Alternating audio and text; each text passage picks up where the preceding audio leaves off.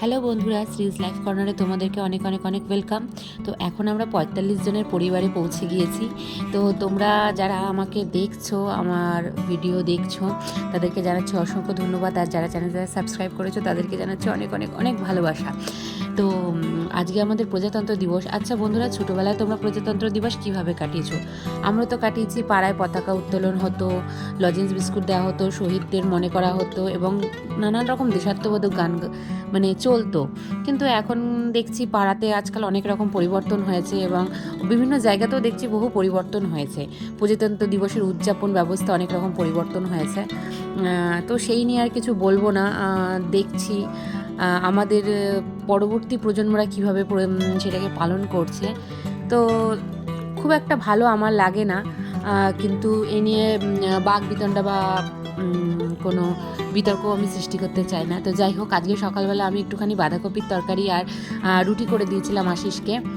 তো বাচ্চারা যেহেতু এটা খেতে চায় না, তো সেই বাঁধাকপির পুরটা দিয়ে একটুখানি হালকা মতন পরোটা করে দিয়েছিলাম তৃষাকে। তো তোমরা এটা একটা ট্রাই করে দেখতে পারো। রেসিপিটা খুবই সোজা, যেরকমভাবে আলুর পরোটা করে একদম সেম। তো খেতে খুব ভালো হয়েছিল। তোমরা একবার ট্রাই করে দেখতে পারো ঘরে যে কীরকম লাগে। আমার তো খুবই ভালো লেগেছিলো। তো বাঁধাকপির তরকারিটাকে একটুখানি খুব ভালো করে জলটাকে মিশিয়ে নিতে হবে। আমারটা একটুখানি জল জলে ছিল তরকারিটা, যার জন্য আমার পরোটাটা বেলতে খুব সমস্যা হয়েছিল।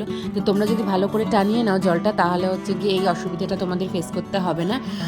তো আমরা যখন ঘুম থেকে উঠি, আমার ছেলে মেয়ে তার অনেক পরে ঘুম থেকে ওঠে, তো যার জন্য পরোটাটা ঠান্ডা হয়ে গেছিলো। আমার মেয়ের খুব একটা পছন্দ হয়নি, কিন্তু আমার খুব ভালো লেগেছিলো। তো আজকের দিনটা ছিল হচ্ছে গিয়ে পার্সেল ডে। আমার অনেকগুলো পার্সেল এসেছিলো। যেহেতু আমাদের সামনে কিছু অকেশন ছিল, তো আমি বাচ্চাদের জন্য কিছু সোয়েটার অর্ডার করি। আমার ক্ষেত্রে কী হয় জানো তো, আমি না বাচ্চাদের কোনো জিনিস আমি ফেলে রাখি না, যা জিনিস হাতের কাছে থাকে সব পরিয়ে ফেলি। তার কারণ হচ্ছে কি একটাই কারণ, ওরা এখন বাড়ন্ত, ওদের হচ্ছে কি যে কোনো জিনিস ফেলে রাখা মানে কিছুদিন পরে সেটা ছোট হয়ে যাবে। আর আমাদের এখানে এখন কেউ পুরনো জামা নিতে চায় না, পরতে চায় না। এটা একটা খুব সমস্যার বিষয়। আর অত পয়সা দিয়ে কিনে আমার ফেলে দিতেও হচ্ছে গিয়ে গায়ে লাগে। তাই জন্য যখনই কোনো অকেশন আসে আমাকে নতুন করে বাচ্চাদের জন্য জিনিস কিনতে হয়। এটাও একটা সমস্যার। তো যাই হোক, তোমরা কী করো আমাকে জানিও।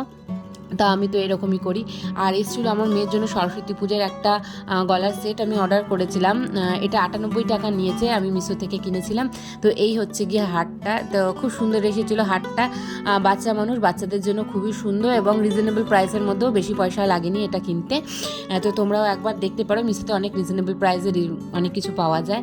আর রাত্রেবেলা মা দেখো ঘরে চিতই পিঠা করছিলো। আচ্ছা, তোমরা হয়তো অনেকেই জানো না যে আমি বাপের বাড়িতেই থাকি। তো বাপের বাড়িতে থাকার একটা সুবিধা হচ্ছে, তুমি যে জিনিসগুলো করতে পারো না সেই জিনিসগুলো বাপের বাড়ি থেকে খাওয়া হয়ে যায়। তো যাই হোক, তো আজকের দিনটা এভাবেই শেষ হয়েছিল। Thanks for watching, tata.